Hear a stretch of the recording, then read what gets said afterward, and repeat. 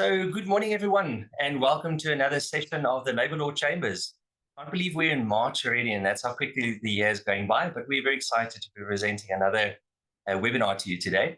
So, the topic today, in fact, I'm Vaughan Wirtz, and I'll be hosting today's session. And with you, you already know Jacqueline Azel so well. She's our Labour Law Consulting Manager, and she'll be presenting today's session for us.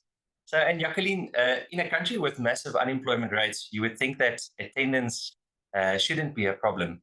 But from what we've seen in our desks is that it's super important for employees to be able to deal with unauthorized absence swiftly, but also without failing to oversee true cases of incapacity that, sometimes need to be dealt with a little bit differently. And so some of the factors that we've seen recently impacting absenteeism and unattendance from the workplace has been mental health, poor healthcare systems in South Africa, domestic problems, load shedding, moonlighting, and remote working, only to name a few. But Jacqueline, often in our labor law training, I tell my clients that you kind of think that once an employee walks into your office, that they leave their personal lives behind and that they can focus only on work for those 8 hours. But we know very well that that's not the truth. And especially today in our integrated lives with remote working, employers should probably be aware of factors impacting attendance and probably presenteeism as well, and know how to deal with those. But as your topic today says, there's the sick, the lazy, and the law, and we need to differentiate between the two because not all is treated the same. So welcome, and we're really looking forward to your session today. Thank you, Vaughan. Good morning, everybody. Yes, indeed. Thank you for taking the time out of your schedule to be present today. I would really like you to walk away from the session today and feel that you've learned something new, and that you also feel that you gained a practical tool that you can go and apply in the workplace that will help you navigate this a little bit easier. It's not easy to deal with ill health. It's not easy to deal with sick certificates and sick leave. And the purpose of today is to just share from our experience and our legal knowledge pointers that may be helpful to you in your workplace. So just as a baseline, I'm not going to be speaking about basic conditions of employment per se today, but we often still get questions about how much sick leave is a person entitled to. So just to state this, if you have a permanent employee, they will have 30 days for the 3-year period, and the 3-year period, the calculation of the period starts with the first day of employment, but within the first 6 months, you will only get 1 paid sick leave day for every 26 days that you've worked. So you do not have access to all of the days in the first 6 months of employment.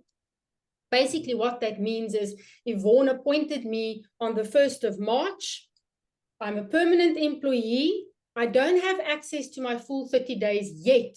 Should I go for an operation now and I need 10 days? I can promise you, and I'm not a mathematician, but a big part of my 10 days that I'm booked off will be unpaid because I might only have accumulated 1 or 2 days by the time I need my procedure. All right. People that work 6 days a week, they get 36 days per annum, per 3 years. We do see that the unions negotiate for their members sometimes in collective agreements for more leave. And we see that often with family responsibility leave, that they negotiate for 8 days, for example, instead of 3. But yes, just as a baseline.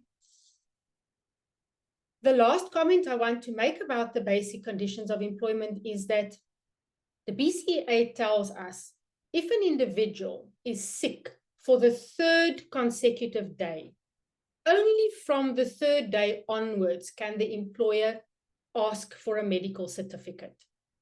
The employer can also ask for a medical certificate if the employee is absent for the 3rd time in an 8-week period.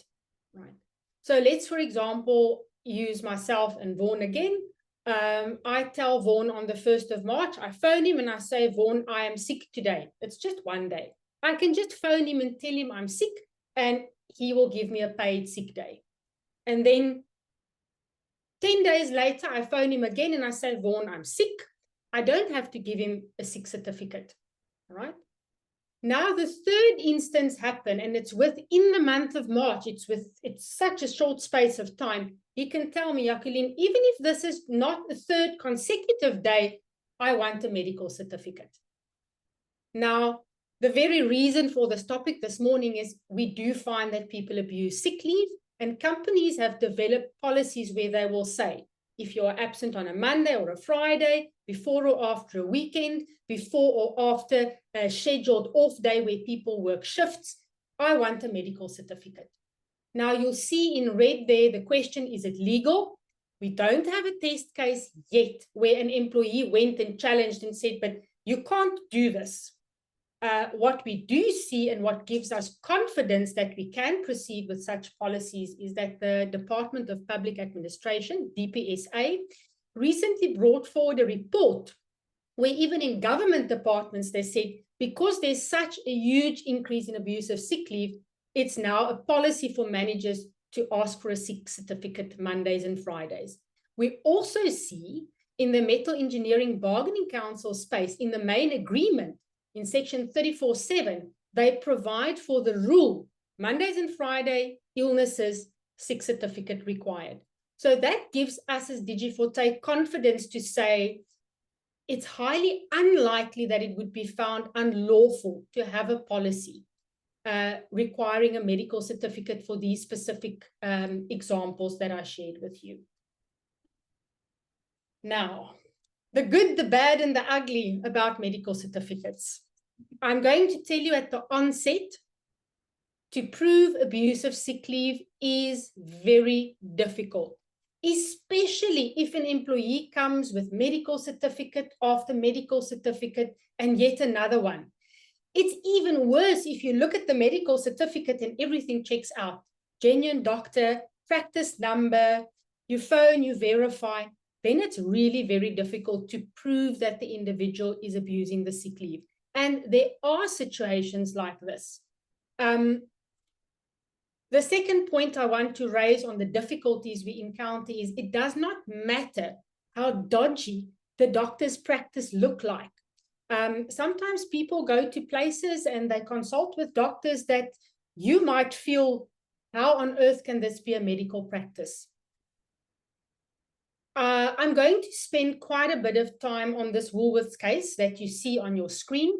It's very recent. The Labour Appeal Court ruling was handed down on the 13th of June last year. This case is in many respects a good example of what not to do when you approach situations where you believe that the sick certificate is not valid or wasn't issued in an ethical way or the person wasn't really ill. And I want to comfort you now already. You'll see there's a lot of text on the next on the next 3 slides. I'm not going to read it to you. You will fall asleep. But because we publish these recordings on our YouTube channel, you might want to go back later and read a bit more what the court said. So I'm going to give you a little bit of a nutshell, highlight on each slide, which I think is most important to us for today, where we have a time constraint. And then the information is there should you want to revisit it later. Now, what happened in the Woolworths case? The employee, Ms. Maseku, a couple of years back, came to work with a medical certificate from Dr. Frempong's practice, but she was not seen by Dr. Frempong. Somebody else working in his practice, which was also legally authorized to practice, signed the medical certificate, but it was Dr. Frempong's documentation. That's not uncommon. Often doctors have a practice and they have people that locum there and there's nothing untoward about it. But in this instance, the employer then very recently came again with another certificate from Dr. Frempong's practice, and this time Dr. Frempong signed the certificate. When they looked back in the record, Woolworth then decided, there must be something wrong here. We're going to investigate this. And 2 senior staff members from Woolworths went to Dr. Frempong's practice. They were waiting in the reception area, and there were people discussing how are they possibly going to buy their medical certificates? All the hair on their head started going up straight because there must be something wrong here. To exacerbate things, when these two senior Woolworths employees went into the consulting room with Dr. Frimpong, he looked nothing like what they decided in their minds a doctor should look like. Based on what they saw and did not like, based on what they heard and did not like, the employee was eventually dismissed. So in this instance, the court said, you presented hearsay evidence. You came to a gunfight with your pocket knife. You didn't tell the court that the employee coerced or proved to the court that the employee coerced Dr. Frimpong. She wasn't really sick. You didn't present evidence that Ms. Maseko was running a marathon while she was booked off for arthritis. You didn't present evidence that Ms. Maseko actually scratched out the date and changed the date, or that she was never at the practice. You presented evidence that did not meet the requirements of the rules of evidence in a court of law.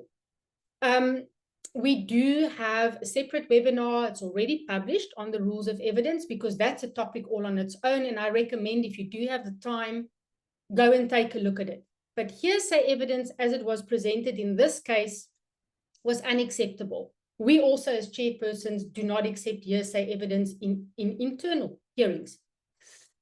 The second aspect that the court highlighted then was their impressions about this person did not look like a doctor. The court said these included their impressions about the clutter in his consulting room, the general untidiness of the surgery, the length of his nails, and what they allegedly heard, which seemed to them to be people buying medical certificates. And the court says the hearsay evidence about people allegedly buying medical certificates had nothing to do with Ms. Maseko. Right. The court then gives us a very valuable pointer, and I'll tell you what we recommend our clients a little bit later regarding this pointer. The court says, if the employer do find that there's a practice or a doctor that is operating untoward or unethically or outside the scope of the Health Professions Council, you must warn your employees. And I will talk a little bit later about what we can do to actually make that something practical and make it work for us in the workplace. And then this last factor that the court raised that I flagged in paragraph 31 of the ruling, the court said the employer cannot expect ordinary people to go and investigate a doctor. Now, I will tell you a little bit later with the tool that we recommend our clients use. We don't expect the employee to become Magnum PI. So we're going to push the court a little bit back and see, can't we put a little bit of onus back onto the employee in these situations? But we'll talk a little bit more about that. So what did we learn from the Woolworths case? In this case, the doctor was registered. His practice just looked unconventional. He didn't look like a stereotypical doctor to the Woolworths employees that went to go and investigate. And the employer went to the practice to verify the certificate. Even though people were talking about buying it, the court said that's hearsay evidence, not acceptable. And then the court said we can't expect employees to investigate. So those are the three main things I want you to keep in the back of your mind from the Woolworths case. So if we lean back into the onus to prove again, the onus to prove an allegation is on the employer. But there's a little tiny light at the end of this tunnel that might seem very dark to you at the moment. If the document has been tampered with, in other words, you get this medical certificate and it was scratched out, or you look at the document and it looks like a copy and paste job. When the employer has plausible suspicions, the onus to prove the legitimacy of the document shifts to the employee. We've got more than one court ruling that says a medical certificate is hearsay like any other document. So if you are well prepared for your hearing, the employer can say to the chairperson, we suspect that the employee submitted a fraudulent document, and because of these factors, based on our assessment and the checks that we run to verify this document, I put it to you, Chairperson, that the onus now shifts to the employee to prove the legitimacy of this document. So your understanding of the law of evidence is very important, and your preparation for your hearings are very important. So the recommendation is, if possible, call the practice, and if the employee, check if the employee was actually at the practice or not. Only accept original certificates. Insist on that original. Even if the employee on the day of absence sent you a WhatsApp screenshot of the certificate, put it in your policy that you will only accept an original document. And so sad if it got lost. I'm sorry, dear employee, you'll have to go back and ask the practice to reissue it, because I'm not going to accept a photocopy or a WhatsApp screenshot. If the dog ate it, if your mother-in-law misplaced it, stick to your policy, because that's what you're going to use to protect yourself. A verification call is something that is very useful. Not all employers have access to a recorded line, but you can even put the telephone on speakerphone and record the conversation. What we see, you might have encountered this yourself, but we see very strange things in our line of work. It has happened in the past where the doctor's a genuine doctor's entire little pad of pre-printed stationery got stolen or lost or misplaced. So there's somebody else sitting there writing these certificates. So if you phone the practice, then what we sometimes hear is that the receptionist or the doctor would say, wow, this is actually my stationery. But let's say they phone Mr. Vaughan Botha's practice. So Mr. Vaughan Botha will say, yes, this is my stationery. But you know, Jacqueline Azel signed the certificate. We've never had a locum like this. We don't have a doctor like this at our practice. It's not my handwriting. We don't even have record of such a patient. So it's very important to phone and to check. I want to laugh when I say this, because in my preparation, based on what I've seen, you sometimes see certificates and it reminds me of somebody that got sucked into the Christmas spirit and they just can't stop adding stuff to their Christmas tree. We sometimes see with these fraudulent certificates that there's a barcode and there's qualifications and there's a stamp and there's a signature and there's a letterhead and more than one email address. It's almost like they over-exaggerate the details so much that it's actually easy to spot the fake. And the fake certificates, those are not our problem. If you do your verification calls, those are actually not the ones that really pose a big problem. Did you have a question, Vaughan? I wasn't sure. No. I'm affirming, what you're saying. And something that I think is also important for our audience to know is that, that onus to establish the employee's whereabouts. I often see where employees don't report for work, and then 10 days later, our clients would ask for disciplinary, and we always ask, have you phoned the person? Have you gone to their house? Have you phoned their next of kin? And yes. Although it seems burdensome on the employer, it is a legal requirement for the employer to establish their whereabouts. So, yes. and what you're speaking about now in terms of calling the doctor's practice and verifying that, that same principle applies to them. If they want to challenge the authenticity of that medical examination or the illness, they bear the onus of proof, when they present that case. So super important. But just as a closing comment on this, like I've already highlighted, there are situations where the employee would have the onus to prove once the employer raised these discrepancies in a hearing. So what you must also remember is we cannot do these checks after the fact. It's important that you rather take 2 steps back before scheduling the hearing and make sure you do a proper investigation so that you can present it to the chairperson. You cannot present it after the fact. That's very important. We have another webinar on the flow of a disciplinary inquiry, and that webinar will also help you understand better why things have to be presented at a particular time, in a particular order, in a particular way. It's like baking a cake. You'll see it in the webinar. All right. When is the onus of proof challenging? I said at the onset, this is not an easy challenge in the workplace. And these are, again, things that we hear in hearings. It's not things that I thumb suck when I'm stuck on the N1. Sometimes the employee would say, you know what, I was so sick, I was lying in the back of the car. I actually don't even know how I got to the doctor. I don't know where this doctor is. It happens. Sometimes the employer says, well, take me to the practice. And then you get to this particular alleged location, and then there's Tiger Wheel and Tire, and the employee just tells you, but 2 weeks ago, there was a doctor here. How do you prove the person is lying, right? Sometimes the doctor's practices are uncooperative. They're not necessarily willing to speak to you. They're not necessarily willing to respond to an email. And it might not be that they are lying or part of a conspiracy. Some practices are just not cooperative. I think for me, the third bullet is the biggest pain point for employers, and it's very sad. The big issue we have, and it particularly comes into abusive sick leave as well, is where we have genuine doctors. They are registered. They have a proper practice. It doesn't even look like that Dr. Frimpong's practice. It looks clean. It's perfect.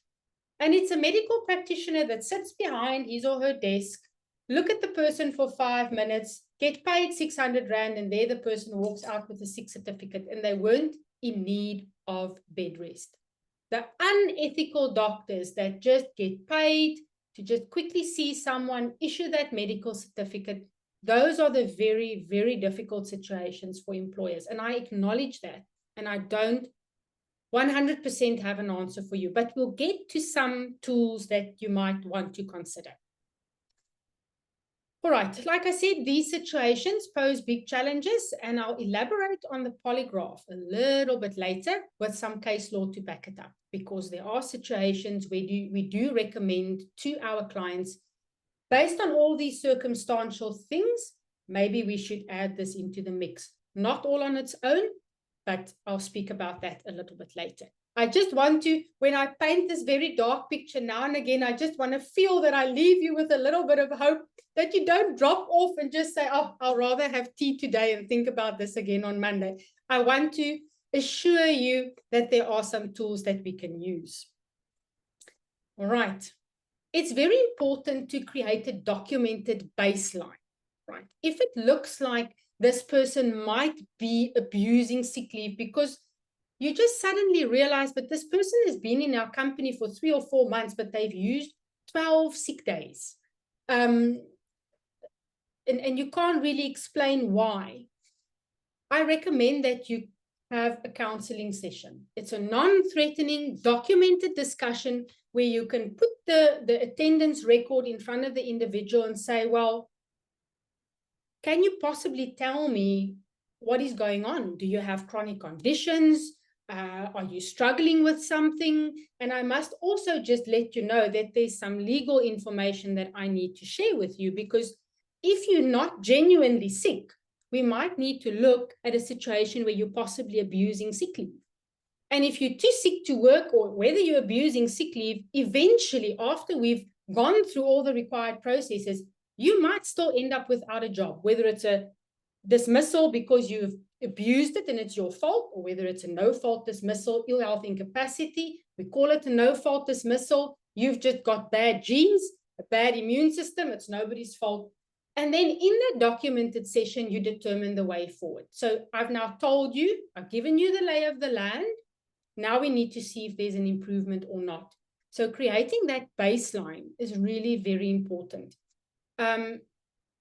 And because I'm still on the side where we're a little bit touching more on the abuse side, what I often share, I love this, I think it's my favorite part in my Grogan book. I even read this to employees in these counseling sessions, because I do not want a commissioner to tell me, Miss Azel, but did the employee know they can actually lose their job because of this? Then I can say, yes, Commissioner, they did, because I shared the following with them, and I'm going to read it to you. Please allow me to enjoy this. I read to employees, generally, dismissal is not warranted for an illness or injury that results in relatively brief absences, except if the absences occur frequently. Like in your case, there's like 2 days in every week for the past 4 months where you are not at work. Then the literature goes further.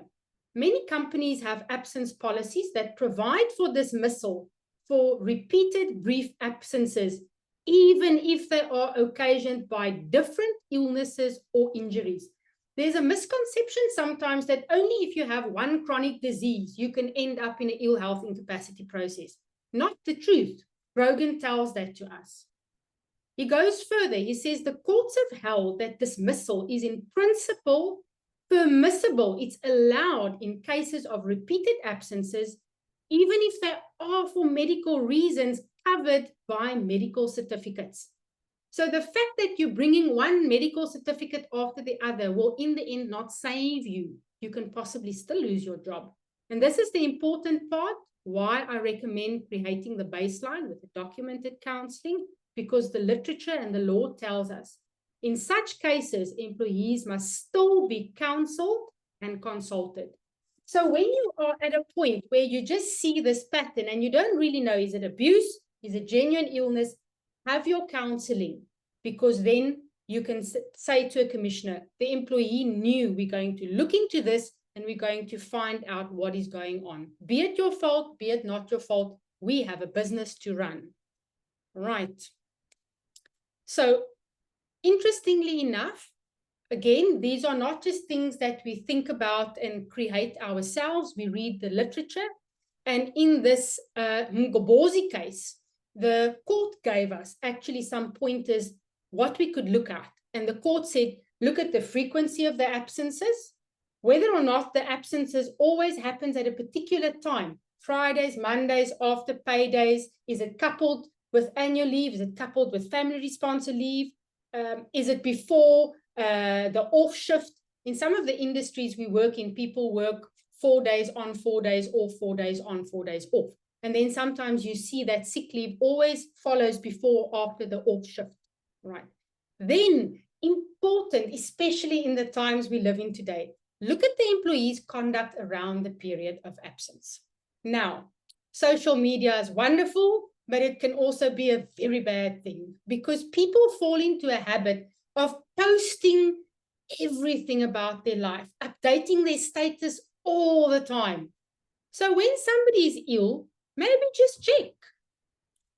Did they do a status update of where they are paddleboarding? Did they do a status update of where they are on Greenpoint Stadium at a rock concert? Go and check those things, all right? So the court also says sick leave is often misinterpreted by employees and used for reasons other than those stipulated in the Act. Sick leave should thus solely be used when the individual is medically unfit to perform their normal duties due to sickness or injury.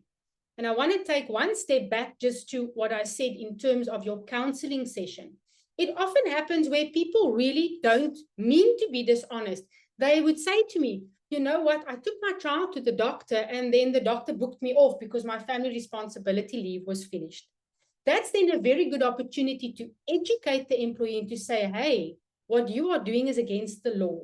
When your child is sick and you do not have family responsibility leave, we need to look at your annual leave, or you need to apply for unpaid days. Because remember, sick leave is a cost to the business. You don't want to hand out candy to a kid when working with your sick leave. It is an expense to the business. We want to give it to people when they genuinely need it and are entitled to it. Again, we have situations where people say, but I go to the clinic every 2 months to get my blood pressure medication. Unfortunately, it's not a case of you were too sick to work. Routine doctor's appointments or to go and collect medication, have your blood pressure checked, go and fetch your insulin pen, that doesn't grant you paid sick leave. You were not unable to work. And we see with a lot of our clients where people do go to the clinic regularly. We make an arrangement. The person comes back on the 1st of March with a clinic card, and I'll tell Vaughan, my next appointment is on the 1st of April. And then sometimes, depending on the industry, you can shuffle around. Let's make that your off day, or let's make that your late shift. So you can first go to the clinic and then still come in. So that counseling session is very valuable for various different reasons, all right? You might see that now there's a reduction in sick leave, now that you know this person has to go to the clinic. Or we sometimes have heartbreaking situations where parents have to accompany a child to get chemotherapy. And the day after chemo, that child is still not well enough to go to school. And you only know these things and you can only accommodate these things if you actually have a discussion and engage with your employee to try and understand. Remember, if somebody is closed off and they don't want to talk to you, then at least you can show that you tried. I once had a session where the individual went like this, folded his arms across his chest. I love telling this story. And he told me in Afrikaans that his words for the day is finished. So I said, well, if your words for the day is finished, only what's left for the employer is to make assumptions based on what they know. We can't force you to participate. And not participating is not counting in your favor. So interesting, Jacqueline. We recently did a podcast with Lions Rugby CEO Rudolf Strauly. And, we kind of forget that professional sport also has an HR side to it. And something that was very impactful that he spoke about, it was just that importance of speaking to your employees. Often, we find that it's uncomfortable, it's awkward, we don't know how to deal with it. We probably don't have the time to be dealing with, and we kind of leave those things and it piles up and it piles up, and then it becomes this very big problem. Whereas what I like about your methodology is that counseling is, as you said, a non-threatening engagement.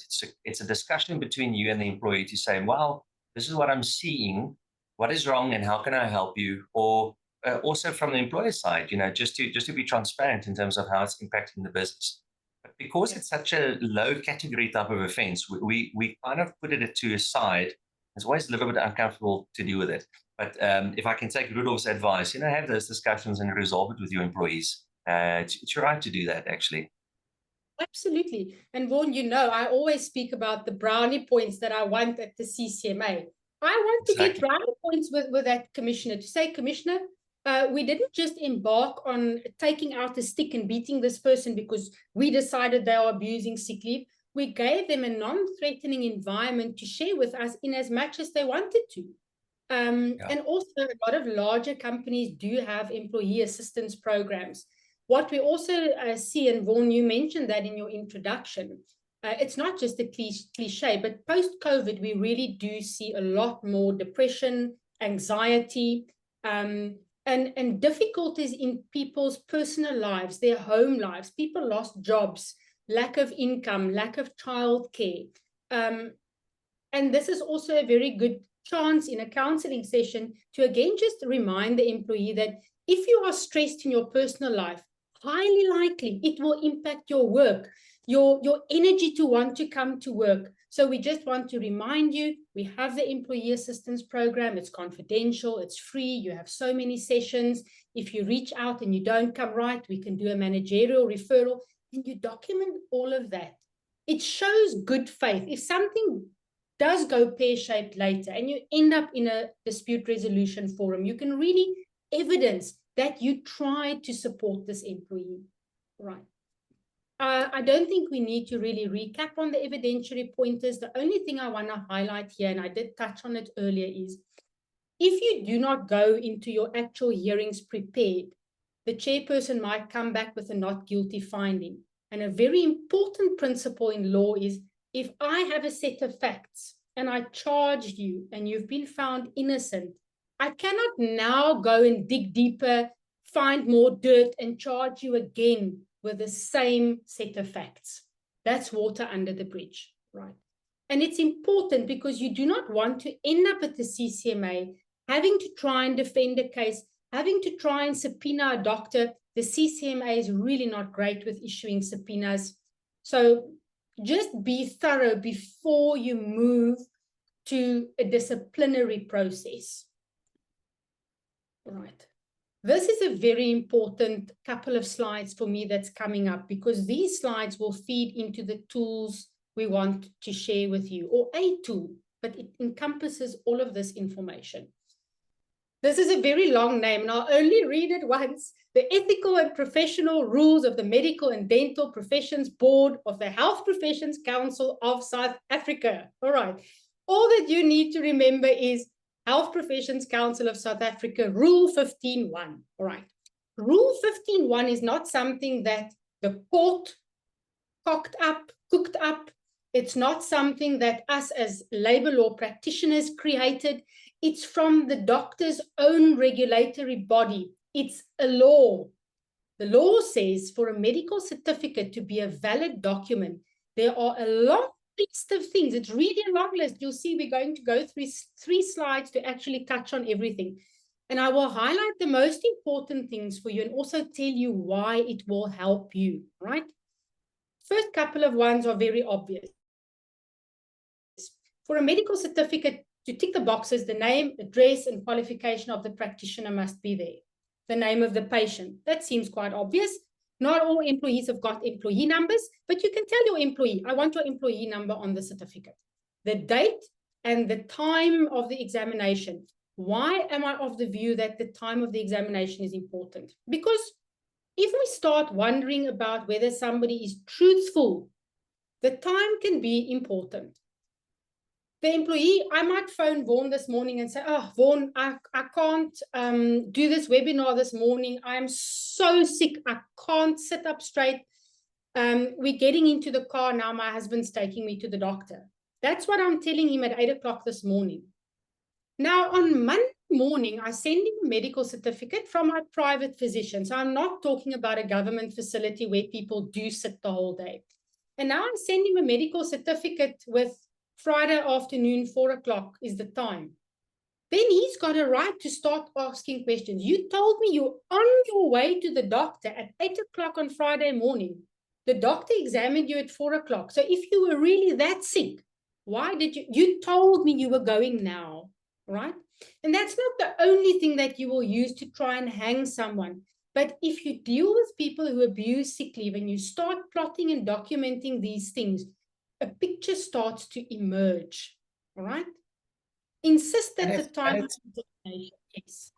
And it's also, sorry to interrupt you, it's also important, can a doctor diagnose retrospectively? Can he diagnose to say, well, the person was unfit for duty last week on Friday, but I saw him only today? That's always quite a nice catch point for me.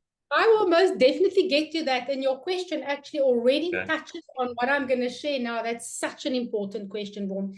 When it comes up later, we'll just touch on it again. But accepting only original certificates and not accepting backdated certificates is something that I think you should have in your policy, right?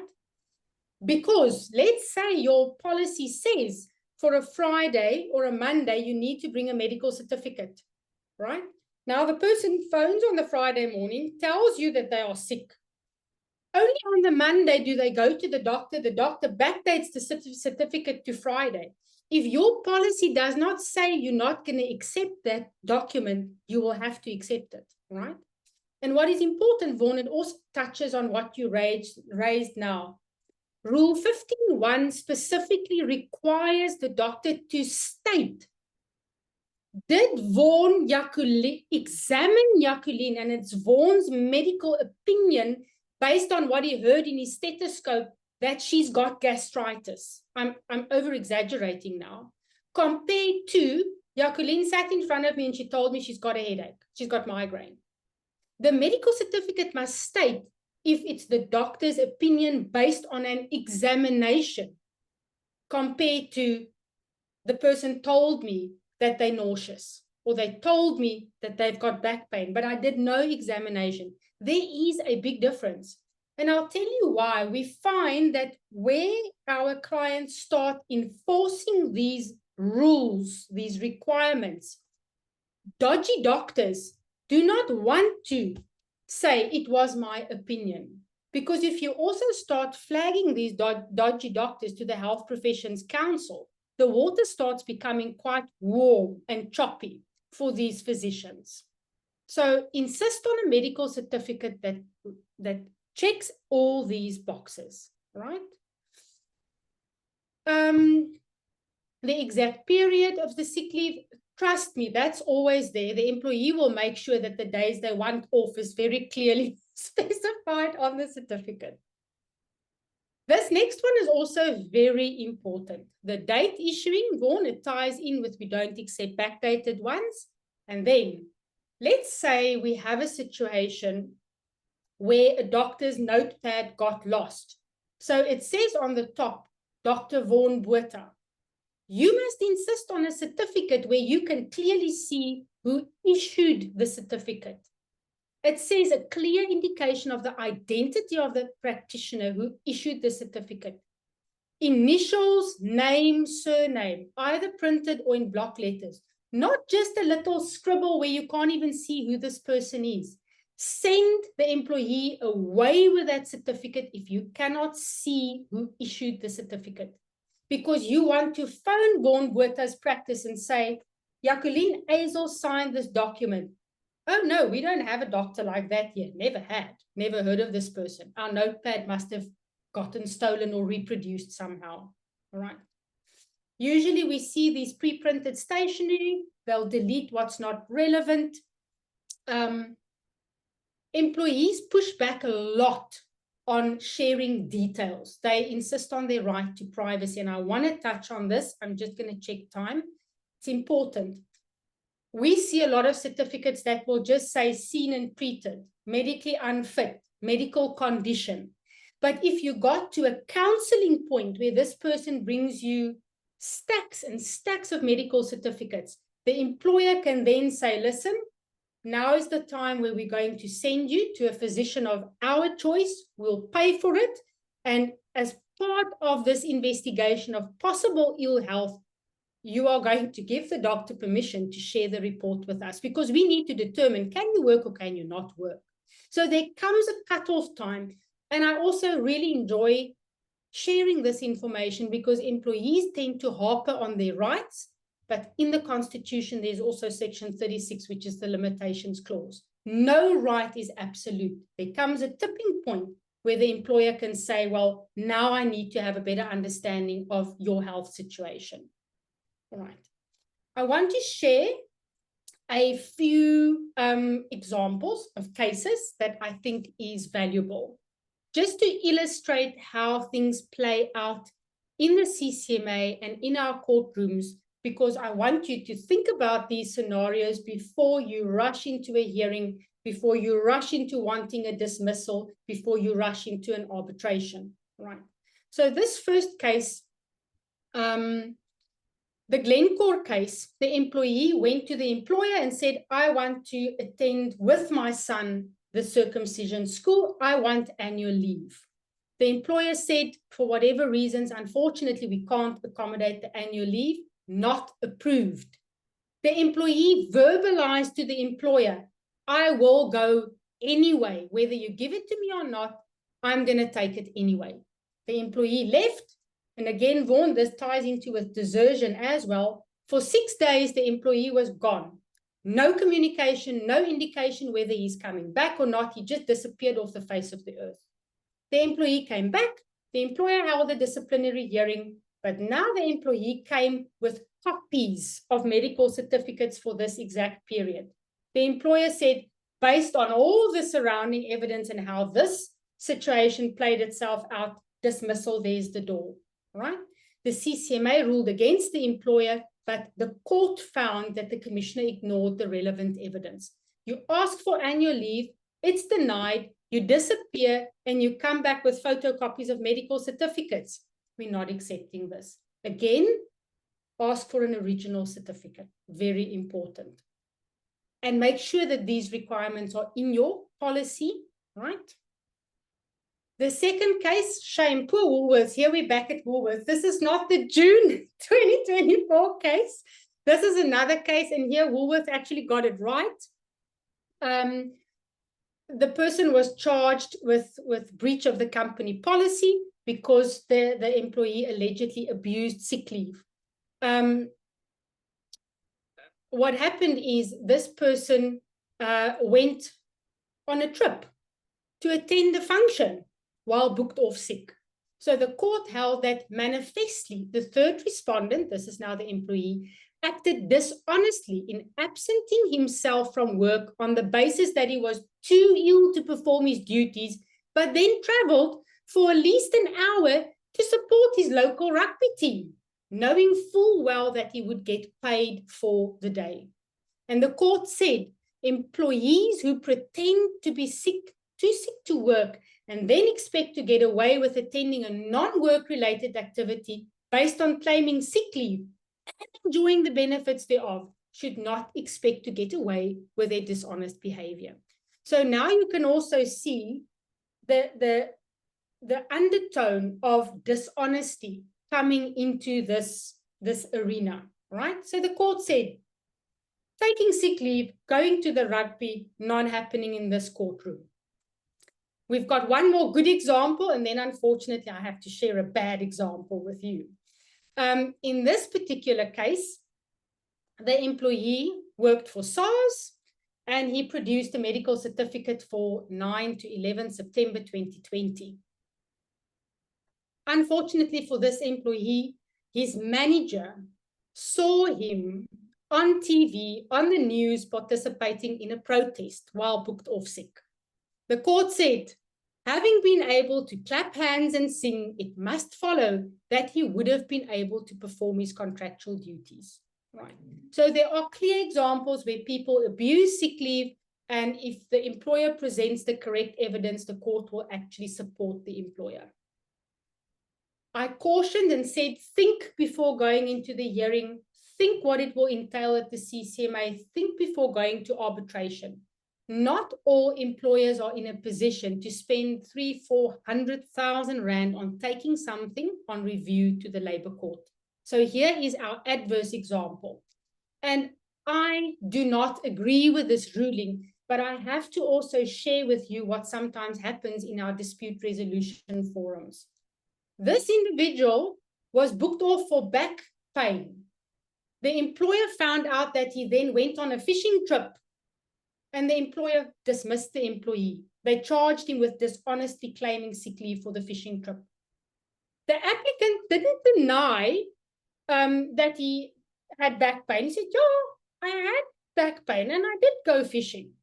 The commissioner said that the medical certificate complied with the requirements set by the basic conditions of employment, and the employer had to accept the medical practitioner's direct evidence that the applicant had been unfit to work, notwithstanding the applicant's nefarious conduct in missing the appointment with a neurosurgeon and traveling to Namibia. Now, I must tell you, this is shocking, but the respondent was ordered to reinstate the applicant and pay him 6 months' salary in back pay. So, when we do go to the CCMA, weigh up your options. Arbitration is always a risk. Here's an example of where we would think this is a very strong case. It cannot go wrong. And then the commissioner comes up with a ruling like this. And depending on what the person earns, a 2-month settlement might have been a quicker, cleaner, cheaper option. But again, we don't have a crystal ball.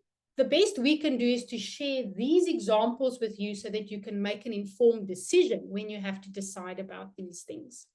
So we are nearing the end of this session. Here comes some things to consider and things that can help you. Ask yourself, do you have a clear attendance policy, a clear leave policy? Can you prove that the employee is aware of the policy? Because remember, when we charge someone with misconduct, we need to say or prove there was a rule or a standard, the employee knew about the rule or the standard, or reasonably we can expect them to be aware of it. We apply the rule consistently, very important, and did this individual break the rule, right? So if it means that you circulate the leave or the attendance policy with a signing register or have a briefing and have people sign, I would recommend that you do that, because the stronger the paper trail, the easier it is to prove that these things were in place. Again, from the Woolworths case, if you become aware of a suspect situation, make employees aware. Do not go to this practice, or rather do this or rather do that. The biggest takeaway I want to give you today is to use a formal staff memo. We've designed this already for some of our clients, where we set out and say, we've seen a rise in unethical doctors, we've seen a rise in fraudulent medical certificates, and here comes pushing back a little bit to what the court said. We don't expect you to become Magnum PI, but you know what, staff, we've got a standalone computer, And in this memo, you put the links where people go and put in the practice number of the doctor to see if this doctor is registered. And the tone of your memo can be drafted in a way to say, surely if you are ill and you want an understanding of why you are sick, you want to know that you're going to a qualified practitioner. Am I not correct? So we are giving you the tools to check the practice numbers before you even go. I don't know how a commissioner will respond to placing this onus a little bit back, but I think if you give your employee all the tools to do this, it might be easier. Also, in this memo, even if your memo is then a page long, include Rule 15, okay? Explain this memo to your employees to say, if it's not original, if I can't read the doctor's name, if the time is not there, if I can't understand whether you were examined or whether you just told the doctor, I will not accept this document, only to name a few, right? And then you have a briefing register when you give this memo to your employees and tell them, we will not accept a certificate if it's not original. We will not accept it if it's backdated. We will not accept it if we phone and we get through to McDonald's around the corner and the email bounces back. We will not accept these documents, all right? When you do your verification call, depending on what you are challenging and the information that you are getting, that will determine your way forward and how strong your case will possibly be. Because I have shared with you, there are instances where the employer will not be able to meet the burden of proof, unfortunately. And that is why if the employee tells you, listen, I was in the back of the car, I think it was here, you get there, it's Eddie's spares, they can't produce the original, then maybe you should consider offering before you go to a hearing phase. Say to the employee, well, there's a lot of reasons why we think we cannot believe you, but we really don't want to disadvantage you with unpaid sick leave or to, just charge you with something. We are going to offer you a paid-for polygraph examination. If you pass and there's no deception indicated, the employer will pay for it. If you fail and it coupled with all the other circumstantial evidence that's not really great, then you are going to pay for it, and you agree that beforehand. The person might refuse, but then you'll also be able to read something into that. I wanted to share this case with you because I hardly ever find a proper court case talking about polygraph examinations. This court case tells us some very important things. And again, it pushes back against the employees saying, it's my right to privacy. I'm not going to subject myself to this. You can't touch my body. And I've heard it all. The court says there's nothing in the law that prevents an employer from using a polygraph test as part of an investigation. The instruction to take a polygraph test is not unreasonable, even if it's not a contractually agreed term, although we recommend our clients to include it, to say, if a situation arises where this is the only tool that can help us investigate a situation, you will undergo a polygraph examination. The court said that it is the employer's prerogative to use such a tool, and there was indeed a connection or a rationale between what you were trying to investigate and why you want to use this tool. So if you keep getting fraudulent medical certificates and this employee, or dodgy certificates, and this employee, then they can't remember where they were, and then the practice is now not there anymore, and they can never produce the original. And if it's just constantly gray, instruct the person to participate in a polygraph examination. And if they refuse, then you charge them with refusal to adhere to a legal and lawful instruction based on the authority of this case. Right. So if you have a solid basis for your suspicions, there's nothing wrong to use this tool as part of your investigation. That's the thought I want to leave you with. Right. Important factors, like I said, before going into your internal hearing, ask yourself, if this matter were to go to arbitration, if I get an adverse finding and I want to take this on review to the Labour Court, will my evidence hold water? Will it pass muster, to use an old-fashioned expression, right? So although we work with a balance of probabilities, there are basic rules, like the hearsay evidence. Don't go to arbitration or with hearsay evidence. Never mind our courts, right? If you are not well prepared to challenge the employee's testimony, you need to prepare for your cross-examination, because the onus to prove is on you. And often what we find in these situations with medical certificate hearings, it's often he said, she said. There's the employer's version and the employee's version. And the onus to tip the scale is on the employer. So if you don't have a strong case and you fail to properly cross-examine and challenge the employee's version, likely the chairperson have to come back, because the chairperson have to give the benefit of the doubt to the employee, then with a not guilty finding, right? Remember, if you need a medical practitioner at the CCMA, it might be a challenge to secure the witness. These are practical things that you have to keep in mind. All right, so my recommendations is make sure your policy is in check. Health Professions Council, those pointers are included. No backdated certificates. Remember the 8-week rule. Third absence in an 8-week period, you're entitled to ask for a medical certificate, even if it's a random day, a Tuesday or a Wednesday or a Thursday. You're entitled to ask for a certificate. All right. If somebody is absent on a Friday and a Monday, goes to the doctor on the Friday, brings a genuine medical certificate, the Friday and the Monday counts as one instance, because it's covered by a legitimate non-backdated medical certificate. All right. Remember to alert your employees. So if you see a couple of the same thing come in and you know it's fake, you've spoken to the doctor, they tell you, no, not our doctor, it's our document, but this doctor is not ours, the stamp is not ours, the handwriting is not mine. Alert your employees. Consistency. If you're going to decide to check medical certificates in a particular way, do it for every single one. Draft a little SOP for your HR person or your HR team so that everybody knows, when I get a certificate, this is what I do, this is what I check, this is how I check it, and this is how I document my findings, right? Early interventions are strongly advised.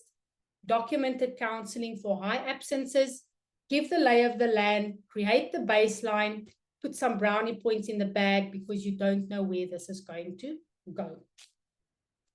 That is it from my side. I hope it wasn't too much information. Remember, we do record this. Marketing cleans it up a little bit if there's anything that I did that was strange or weird. And then it's published on our YouTube channel. And then you can take a look at it at leisure, as well as the other webinars that will supplement what we discussed today. That's Thank stunning. you. Over to you. Yeah. And Jacqueline, we've got a few interesting questions. I want to start with Cindy Chili. She speaks about. I hope I can answer them. Luckily, I said I don't know. She speaks about two things. She speaks about unpaid leave for when an employee falls ill, but she also says here as an example, when an employee is sick and you can see that they're ill, but they obviously provide a medical note, but they've exhausted their sick leave essentially. And I think what I'm seeing from her inquiry is that there's two elements here. Unauthorized leave speaks to the conduct. It speaks to whether it's either verified by a medical practitioner or whether you can verify that the employee has applied for leave or something like that. But exhausting sick leave is a little bit different. And can we maybe just comment on that for her? Yes, it will tie in a little bit with what I said, early intervention. If you pick up that an employee, maybe it's someone with short tenure, has got high absence, and there isn't a legitimate reason for it. Well, legitimate might not be the right word. I use the example of an operation. If I've been with Digiforte for a year, so I'm in the first year of a 3-year cycle, I've passed the 6 months, I need my shoulder operation, and I'm booked off for 3 weeks. Then, Vaughan, you'll understand why I used 15 days in the first year, right? There's a reason for it. Everything checked out. But if I see that somebody is either there's a pattern, Mondays, Fridays, paydays, things like that, or short tenure, and already the person used 15 days for just random things, have that counseling. because you want to know which direction to go in before the sick leave is even exhausted. You want that counseling to say to the employee, are you really sick? We might need to look at an ill health incapacity process if we can't fix this. Or are you abusing sick leave? So sometimes it happens where a person has a condition like cancer, maybe. They had a couple of operations. They still need to go for chemotherapy. So the sick leave is even exhausted for a genuine reason. But the days they're at work, they're working. That's the type of employee where you would say, all right, if you're comfortable, we'll start using annual leave, or maybe we alternate the annual leave day for this month's chemo and an unpaid day so that you're not impacted. But these are things that if you engage with your employees and you talk to them and you know what's going on, you can arrange this case by case and on the merit of what is going on. I don't know if you're asking the question. No, it's perfect. And what I very often also see, and I think it's maybe because employers aren't aware of what they're entitled to do, is employers tend to wait for the 30 days to get exhausted and then start having discussions. We know very well, we're entitled to start having those discussions once we pick up a trend, something is wrong, and you ought to do that as early as possible and not leave it for the end, because once that sick leave is exhausted, you're going to exacerbate the problem, because now the employee also doesn't qualify for pay. So now you're adding to that potential problem at the end of the day. So my advice always is to have a look at, we speak about intermittent absence. Have a look at those trends. If an employee has used about 10 days per year for sniffles every now and again, that should possibly trigger something on your side to say, have a discussion. And I'm going to take a feather out of our HR consultant manager's hat, Bridget. And she always speak about, if that happens, what's wrong with the employee? Why do you have an employee that's not engaged? Employees, you ideally want your employees to feel engaged and passionate about the work that they do. And if you start seeing these trends with employees not coming to work, that should probably signify an HR problem, that we would collaboratively with our legal team want to solve, essentially. So that's valid advice. And then I've got another question here.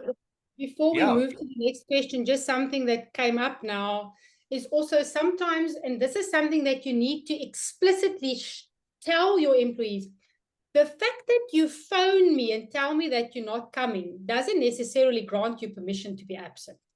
Exactly. Yes. It just makes it less impactful on the business, because now maybe we can quickly see if somebody else can come in and take your shift. But it's two separate things to inform the employer that you're not going to be there, and then if documentation is required, to also submit that. But just informing me that you're sick doesn't necessarily make it okay. It will depend on a lot of things. Yeah. Rian Lombard has a very interesting question here. He says, how do I manage an employee who decides to take unpaid leave because the employee cannot afford to go to a doctor? That's quite interesting. Well, the question would be, how do you know that this is what is happening? Also, unpaid leave is not something that the employer have to grant. You have to apply for unpaid leave. Yeah. So if somebody stayed away from work and they tell you, or you find out that they just stayed away and now they want unpaid, because that day needs to be marked as something. You either have to say it was authorized, unauthorized, what category of absence was attached. Yes. So I think a very important thing is that employees should know unpaid leave is not a given. It's something that the employer can consider. So again, if somebody starts being absent all the time and now they say, well, it's unpaid, so it shouldn't impact you, that's not correct. I often tell employees, because they say to me, no, but it's unpaid, so it's not like it's costing the employer anything. I tell them it still impacts the business, first of all. Second of all, when you signed your employment contract, you essentially told me that you are healthy enough to come to work regularly and reliably. So whether I pay you and you're not here, or whether it's unpaid, the point is you are absent to the extent where it's impacting my operations and you're not meeting your contractual obligations. So the employer should guard against the practice of just giving unpaid leave because it's not necessarily a pay at the end of the month. It's got a cost. It's got a cost to your business, and it creates a trend. Because coming back to consistency, if you allow me constantly to take unpaid leave on a Friday because the nanny didn't come, then everybody else in the business also says, well, my mom's carer didn't come. It's not costing you anything. I want the unpaid day. You create a monster. A monster. Yeah. And it also ties in with, I've seen employers where employees have exhausted the annual leave and sick leave, and or in fact, where they've exhausted sick leave and then take additional absence from work due to illnesses and then allocate the annual leave. And I'm always cautious of that, because annual leave is planned for. It's when it suits the operational requirements of the business, whereas sick leave is like an insurance policy. It allows for you to be incapacitated if you can't work. I always tend to say, exactly, I always err on the cautious side there to say, no, let's rather chat. But I think your counseling session, they're very important again, Jacqueline. Employees kind of think that the sick leave is a target. You've got 30 days to take. And once you start with your process, and I've seen your team in action now, once you start with that process, I think you transparently speak to the employee to say, well, you can actually lose your job even though you've got medical certification to be absent. That doesn't exonerate you from being dismissed at the end of the day. I've got a great example. The interesting thing we see is that when I share this little Grogan snippet, one of two things usually happens. It's literally like a handomkeer change, and the person is suddenly healthy when they realize that medical certificates basically only emphasizes that they're possibly too sick to work, and that's not going to help them. They are digging a very big hole for themselves if they bring certificates while they're not really sick. Or the trend continues. Some people just really don't care. They keep abusing, or they are genuinely just too sick, and then you follow the correct process. So the counseling session for me is really crucial. You tick legal boxes, you show care and humanity, you gain understanding, you just get a better picture of where you're going. You also don't want to end up you schedule the ill health incapacity hearing, and the chairperson halts everything to say, but listen, this is misconduct, stop. Then you've wasted so much time, and vice versa. You charge the person with misconduct, and then the chairperson says, no, stop. This is actually supposed to be incapacity. Wrong process. Exactly. I've got two similar questions here. I've got Alpheus and Lisa, who speaks about, and the question is an employer allowed to ask the employee what is wrong, or in fact, are they allowed to insist to know what is wrong if an employee was certified as medically unable to work? Well, I did share or touch on this a little bit in what I've shared. Often employees do want to share the information, and also doctors are very hard and fast on this. They'll just say, listen, it's patient-doctor confidentiality. I'm not telling you why I saw this person. That's why it says medical condition. But when we get to a point, and I'll just repeat what I said, when we get to the point where we've counseled the individual and we've now found that it's genuine illness, then the employer is entitled to send the employee to a medical practitioner of the employer's choice. The employer pays for it, and then the doctor has to send that report to the employer. So we have a standard document that the employee will then sign to agree. And like I said, no right is absolute. Your right to privacy is not absolute. The only where we tread beyond carefully is HIV and pregnancy, because those two can result in automatically unfair dismissal. And it's not to say that if it is a high-risk pregnancy, the tending practitioner cannot share with you, listen, it's because of this, that, or the next. No right is absolute. That's why I'm saying we tread carefully, but no right is absolute.